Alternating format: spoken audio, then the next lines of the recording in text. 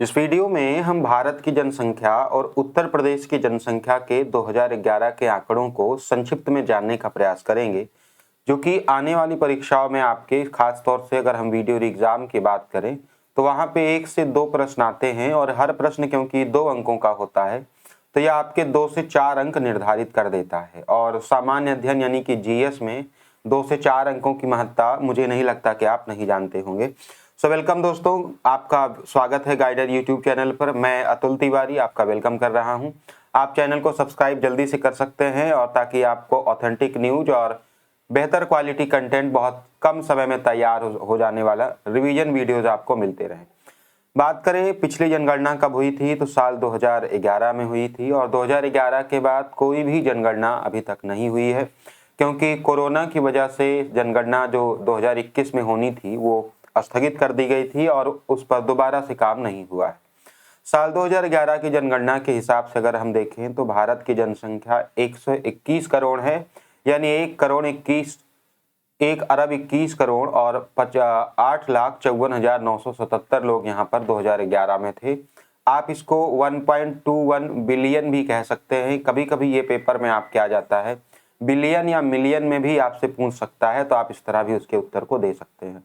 कभी कभी आपसे ये पूछता है कि साल 2001 से 2011 में वृद्धि कितनी हो गई, तो साल 2001 में जो जनसंख्या थी वो थी 102.8 करोड़, यानी 102.8 करोड़ से जनसंख्या 121.08 करोड़ तक पहुंच जाती है और इसमें वृद्धि होती है दोस्तों 18.18 करोड़ की वृद्धि हो जाती है। यानी आपसे ये पूछ सकता है कि 10 सालों में कितनी 10 की जनसंख्या में वृद्धि हो गई। अगर ये बात प्रतिशत में पूछता है तो 17.7%, और अगर ये बात डेटा में पूछता है दोस्तों तो 18.18 करोड़ लोग बढ़ जाते हैं। 102.8 करोड़ से 121 करोड़ तक की जनसंख्या पहुंच जाती है। औसत वार्षिक घातांक वृद्धि दर की बात करें तो 1.64% आपका होता है। इन डेटा को जरूर दिमाग में रखें, क्योंकि इन्हीं से लगातार सवाल पूछे जाते रहे। अगर हम बात करें कुल जनसंख्या 121 करोड़ की जो आबादी है उसमें पुरुषों की अगर हम बात करें तो 62.32 यानी कि 62 करोड़ से ज्यादा पुरुष हैं और 58.75 करोड़ इसमें महिलाएं हैं। ये पुरुषों और महिलाओं के आधार पर विभाजन हो गया। अगर कुल जनसंख्या यानी कि 121 करोड़ को अगर हम प्रतिशत में बदल कर देखें तो हमारी ग्रामीण जनसंख्या 68.9% और हमारी शहरी जनसंख्या 31.1% हो जाएगी। हमें इस तरह के डेटा में केवल एक डेटा याद रखना होता है। पुरुषों महिलाओं में आप चाहे पुरुषों को याद रख लीजिए चाहे महिलाओं का याद रख लीजिए, बाकी आप 121 करोड़ में से घटा के याद कर सकते हैं।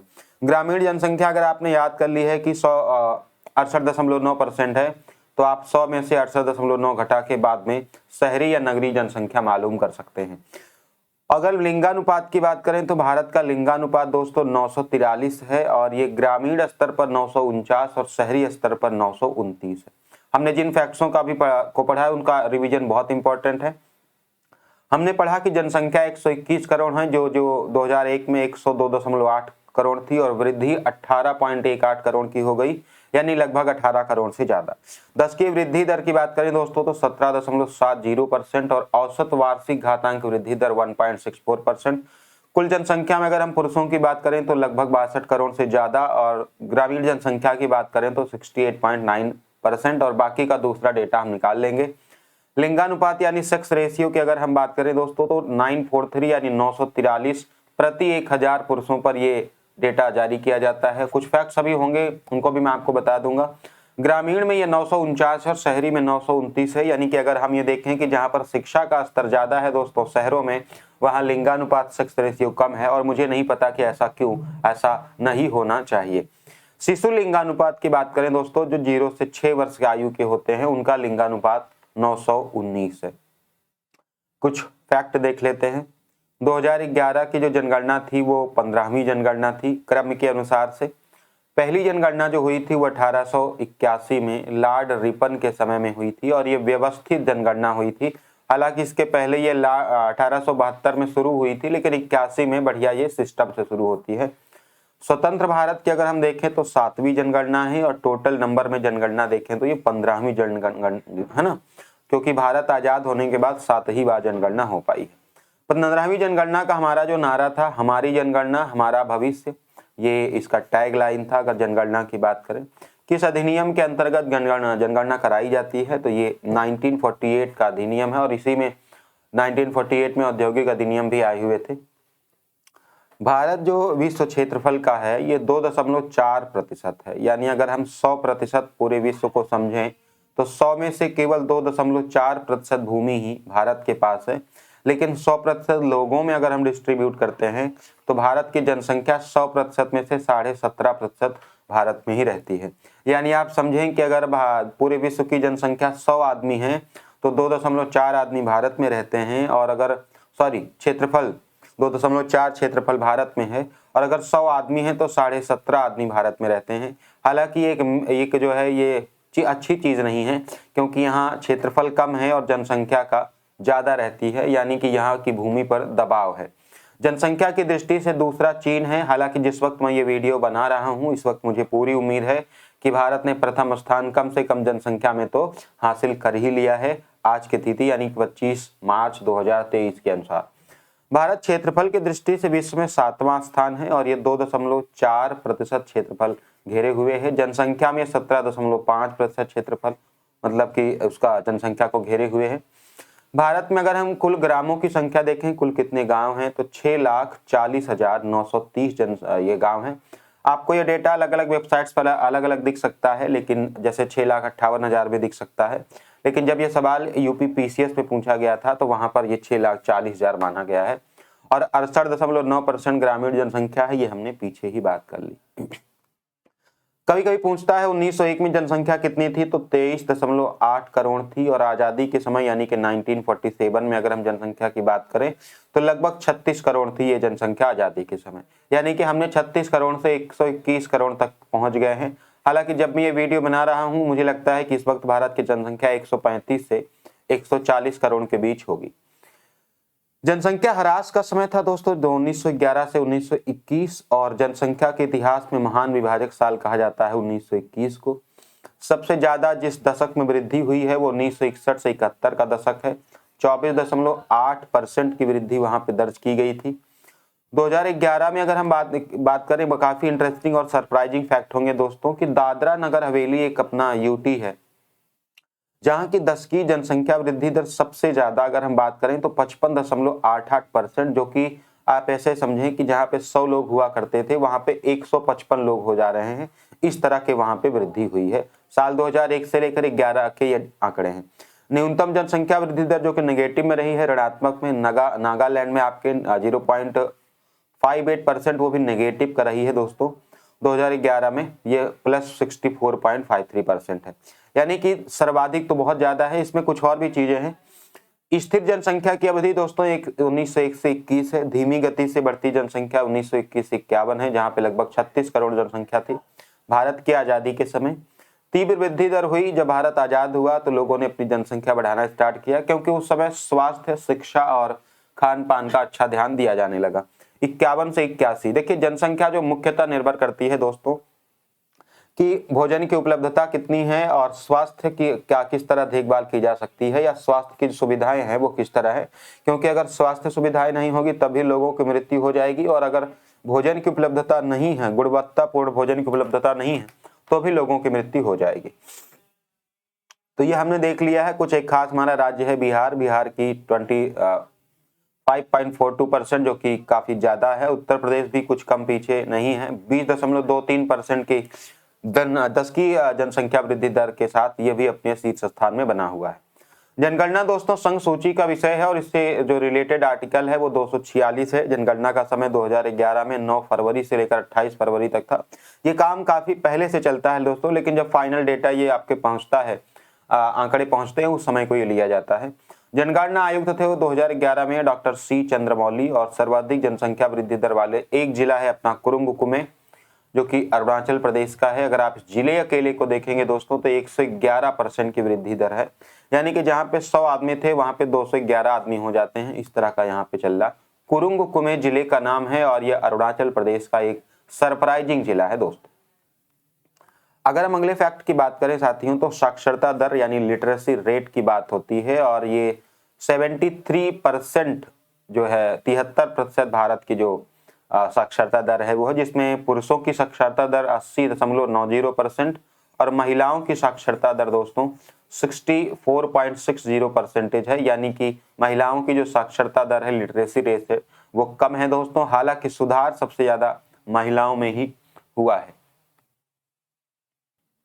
डेंसिटी की बात करें दोस्तों जनघनत्व की तो 325 व्यक्ति प्रति वर्ग किलोमीटर में है। एक बार ये अभी हाल की ही किसी खास बहुत अच्छी परीक्षा में पूछा गया था कि साल 2001 से 2011 में जनसंख्या घनत्व में कितने पॉइंट्स की वृद्धि हो गई है दोस्तों। तो ये 2001 में 325 थी दोस्तों, और साल 2011 में ये बढ़कर 382 हो चुकी है। और अगर हम वृद्धि की बात करें साथियों तो +57, इसको याद रखिएगा। काफी बार ये पूछा जाता है, आपको 2001 की भी साक्षरता दर मालूम होनी चाहिए। हमने इस वीडियो में सिर्फ उन्हीं फैक्ट्स को लिया है जो काफी इंपॉर्टेंट और काफी वैल्यूएबल है, जिनसे हमेशा ही सवाल आते रहे हैं। तो जनघनत्व यानी डेंसिटी में +57 यानी 57 पॉइंट्स की वृद्धि हुई है दोस्तों, 325 से अभी वर्तमान में 2011 में ये 382 है। इस फैक्ट्स को याद रखिएगा। इसके अलावा दोस्तों मैं आपको बता दूं कि आप ज्वाइन हो सकते हैं हमारे टेलीग्राम ग्रुप से, और हमारी टेस्ट सीरीज से भी ज्वाइन हो सकते हैं बहुत आसानी से, और आप इसमें क्वालिटी कंटेंट उठा सकते हैं। इसके अलावा दोस्तों आप रीजनिंग के लिए भी हमारे साथ जुड़ सकते हैं। मैं आपको एक रास्ता बता देता हूं, ये व्हाट्सएप नंबर है जिस पर आप व्हाट्सएप करते हैं। इसके अलावा आप हमारे टेलीग्राम ग्रुप से जुड़ सकते हैं, जो कि मेरे ही नाम यानी कि आपके यूट्यूब चैनल गाइडर अतुल के नाम से आप सर्च करेंगे टेलीग्राम पर, तुरंत आपको ये मिल जाएगा। चलिए अब राज्यों की ओर मूव करते हैं और राज्यों के कुछ प्रमुख आंकड़ों पर हम एक नजर डालते हैं दोस्तों। चलिए कुछ राज्य के आंकड़े के डेटा हम लोग उठा लेते हैं। जैसे अगर हम क्षेत्रफल की दृष्टि से देखें तो सबसे बड़ा राज्य है राजस्थान। क्षेत्रफल की दृष्टि से सबसे बड़ा राज्य राजस्थान। सबसे छोटा राज्य क्षेत्रफल की दृष्टि से गोवा है, ध्यान दीजिएगा।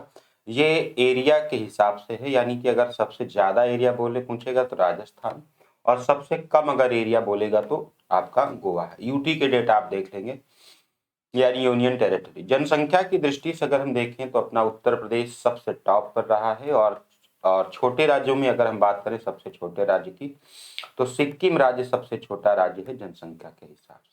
यानी 4 आंकड़े हमारे सामने बिल्कुल स्पष्ट है दोस्तों। ये टेलीग्राम चैनल है जिसको आपको ज्वाइन करना है। सबसे बड़ा राज्य क्षेत्रफल की दृष्टि से राजस्थान, गोवा सबसे छोटा, आप देखेंगे किनारे पर है, जहां लोग जाते भी हैं वो एरिया के हिसाब से सबसे छोटा है। जनसंख्या में यूपी सबसे ज्यादा है, सिक्किम सबसे छोटा है। यूटीज के डेटा आप देख लेंगे, दिल्ली ज्यादा और लक्षद्वीप सबसे कम। शीर्ष 5 जनसंख्या वाले राज्यों में अगर हम बात करें तो अपना यूपी तो टॉप पे ही है, 20 करोड़ जनसंख्या, और पूरे भारत की 16.5% जनसंख्या यहाँ निवास करती है। दूसरे स्थान पर महाराष्ट्र, तीसरे पर बिहार, चौथे पर पश्चिम बंगाल और 5वें पर आंध्र प्रदेश। ये 5 ऐसे जनसंख्या के घटते क्रम में वाले राज्य हैं। उत्तर प्रदेश की अगर हम खास तौर से बात करें दोस्तों तो जन्म दर यहाँ पे 25.6 है। क्योंकि हम इसकी बात इसलिए यहाँ पर कर रहे हैं, हम उत्तर प्रदेश के डेटा को अलग से देखेंगे यहाँ पे, क्योंकि जनसंख्या में इसका पहला स्थान है, इसलिए यहाँ के कुछ डेटा हम देख ले रहे हैं।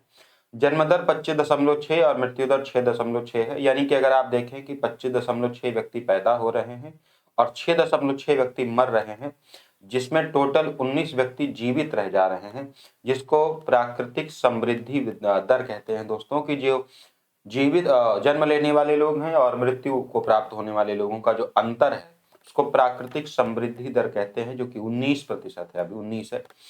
शिशु मृत्यु दर दोस्तों 43 है, जो कि प्रति 1000 पर लिया जाता है। सर्वाधिक लिंगानुपात वाले जिले, ये भारत के आंकड़े हैं दोस्तों, उत्तर प्रदेश के नहीं है, याद रखिएगा, इंडिया के आंकड़े हैं। सर्वाधिक लिंगानुपात दोस्तों पुडुचेरी की माहे में है 1176, और उत्तराखंड के अल्मोड़ा में है दोस्तों 1139, जो कि बहुत बढ़िया चीज है। यानी कि सेक्स रेशियो इन सबका काफी बेहतर है उत्तर प्रदेश के मुकाबले और भारत के डेटा के मुकाबले। न्यूनतम लिंगानुपात वाले 2 जिले हैं दोस्तों, दमन, जो जहां पे 533, मात्र 1000 पुरुषों पर केवल 533 महिलाएं हैं, और लेह ऐसा दूसरा जिला है दोस्तों जहां पर प्रति 1000 पुरुषों पर मात्र 583 महिलाएं हैं। दमन सबसे कम लिंगानुपात वाला और माहे सबसे ज्यादा लिंगानुपात वाले 2 जिले हैं दोस्तों। आप देख सकते हैं कितना अंतर है इनमें। और मैं ऐसा मानता हूं कि दमन में या तो शिक्षा का कोई असर नहीं होगा ज्यादा, या फिर कोई और भी कारण हो सकते हैं। 2001 में लिंगानुपात दोस्तों 933 था और ये 943 हो जाता है 2011 में। अगर यानी कि आप देखें तो लिंगानुपात में यानी कि सेक्स रेशियो में 10 पॉइंट्स की वृद्धि होती है। यह सब डेटा भी आपसे पूछे जा सकते हैं। 2011 में पुरुषों व महिलाओं की साक्षरता दर ज्यादा बढ़ी है, जैसा मैंने आपसे कहा है। सर्वाधिक साक्षर जिला 2011 की जनगणना के हिसाब से मिजोरम का सरचिप जिला है दोस्तों। सरचिप, सर में सर भी लगा हुआ है और सर उन्हीं को कहते हैं जहाँ पे पढ़ाई लिखाई का काम होता है। तो आप याद रखें कि सरचिप यानी कि सर के ऊपर चिप लग गई है तो वो ज्यादा पढ़े लिखे हो जाएंगे। तो सर्वाधिक साक्षर जिला और ये मिजोरम का सरचिप है। सर्वाधिक साक्षर राज्य दोस्तों आप न्यूज में भी देखते होंगे, केरल 94.01% की लिटरेसी रेट के साथ। यानी यहाँ पे अगर आप देखो साक्षरता दर ज्यादा होगी तो वहां पे आपका स्वास्थ्य, शिक्षा, रोजगार और जो सामाजिक व्यवस्था है वो बहुत अच्छी होगी। दूसरे स्थान पर मिजोरम है दोस्तों, ये 91.3% के साथ दूसरे स्थान पर है, यानी कि इसकी भी लिटरेसी रेट बहुत गजब की है। और अगर हम न्यूनतम साक्षरता दर की बात करें दोस्तों तो पहला स्टेट है उसमें आपका बिहार, जिसमें केवल 61.8% लोग ही साक्षर हैं। और इसीलिए आप देखते होंगे कि बिहार गरीबी के दुष्चक्र में और भ्रष्टाचार के दुष्चक्र में और एक सामाजिक अव्यवस्था के दुष्चक्र में फंसा हुआ रहता है। ऐसा आंकड़े बताते हैं, ऐसा आपके न्यूज चैनल्स बताते हैं। उसके बाद अरुणाचल प्रदेश है, केवल 65.4% यहाँ पे लिटरेसी रेट है। भारत के दोस्तों अगर संदर्भ में बात करें तो 73% भारत की है, जिसमें से 80.90% पुरुषों की है और आपकी लगभग 64 पॉइंट कुछ परसेंट है जो महिलाओं की है। निरक्षर व्यक्तियों की सर्वाधिक वृद्धि, यानी कि जो निरक्षर व्यक्ति हैं जो पढ़े लिखे नहीं हैं उनमें सर्वाधिक वृद्धि दोस्तों राजस्थान में हुई है और सबसे ज्यादा कमी दोस्तों उत्तर प्रदेश के राज्य में हुई है। मैं इस वीडियो में आपके 100% फैक्ट शामिल कर रहा हूं, यानी मैं यकीन करता हूं कि इस वीडियो को देखने के बाद आपको नॉट अ सिंगल इंफॉर्मेशन आपको कहीं से, डेटा की बात कर रहा हूं दोस्तों, परिभाषाओं और जो कॉन्सेप्ट है उनकी बात नहीं कर रहा हूं। जैसे माल्थस के सिद्धांत है, घनत्व की परिभाषा है, ये सब लिंगानुपात क्या है इसकी एक डिटेल वीडियो आ जाएगी, उसको देखिएगा। यहाँ पे हम केवल डेटा की बात कर रहे हैं दोस्तों और मैं यकीन करता हूं कि इस डेटा में 1% आपको कहीं और से पढ़ने की आवश्यकता नहीं पड़ेगी। चलिए हम कुछ जातियों की बात कर लेते हैं। जैसे एससी की अगर हम बात करें, अनुसूचित जाति की अगर हम बात करें तो 2011 की जनगणना के अनुसार 16.5% के करीब, यानी 16.6% जनसंख्या भारत की एससी है और इनमें 10 की वृद्धि दर 20.8% है। दो महत्वपूर्ण और अभी तक जो है जनगणना के हिसाब से 1108 जातियां भारत में अनुसूचित जाति के अंतर्गत हैं, जिनमें समय समय पर दोस्तों सरकारों के द्वारा, आयोगों के द्वारा परिवर्तन होता रहता है। इसको आपको बिल्कुल याद ज्यादा नहीं करना है, एक मोटा आंकड़ा होना चाहिए इसमें, क्योंकि भी हाल ही में कुछ वृद्धियां हुई थी। दो तीन इंपॉर्टेंट चीजें हैं दोस्तों। सबसे ज्यादा जो एससी की जनसंख्या है यानी अनुसूचित जाति की जनसंख्या है वो उत्तर प्रदेश में ही है। यूपी में सबसे ज्यादा एससी की जनसंख्या है और सबसे कम एससी की जनसंख्या दोस्तों, न्यूनतम अनुसूचित जाति की जनसंख्या मिजोरम में है। इसके अलावा जो अगला फैक्ट है, ये मल्टीपल एग्जाम्स में मल्टीपल टाइम्स पूछा गया है।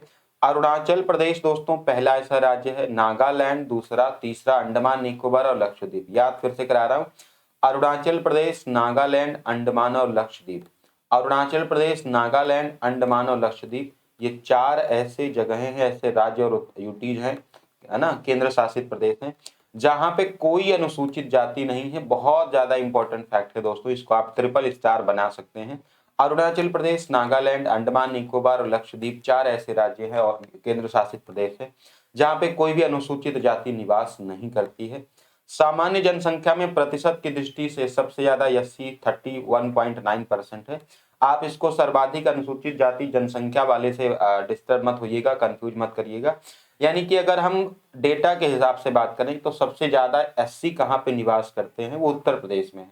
लेकिन अगर हम ये देखें कि जनसंख्या में जैसे कि 100 लोग हैं, 100 में से सबसे ज्यादा एससी अगर हम बात करें तो पंजाब में है 31.9%। लेकिन क्योंकि पंजाब एक छोटा राज्य है तो उस हिसाब से जो है उत्तर प्रदेश में सबसे ज्यादा एससी रहते हैं। दोस्तों आगे बात करते हैं एसटी की। अगर हम एसटी की बात करें तो ये कुल जनसंख्या का लगभग 8.6% है और एससी में हमने 16.6% पढ़ा था, यहाँ पे 8.6%। सबसे ज्यादा एसटी की जो जनजाति है दोस्तों वो एमपी में है और फिलहाल के हिसाब से।